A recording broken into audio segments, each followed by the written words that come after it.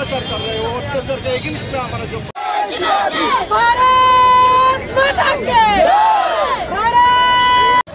मूल्यवादी सरकार, मूल्यवादी सरकार, मूल्यवादी सरकार,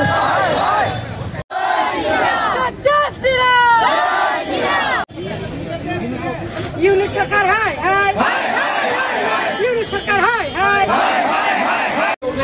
সনাতনী স্কুলের চিন্ময় মহাপ্রভুকে শুধু শুধু বিনা দোষে ওনাকে জেলবন্দি করে রেখে আছে।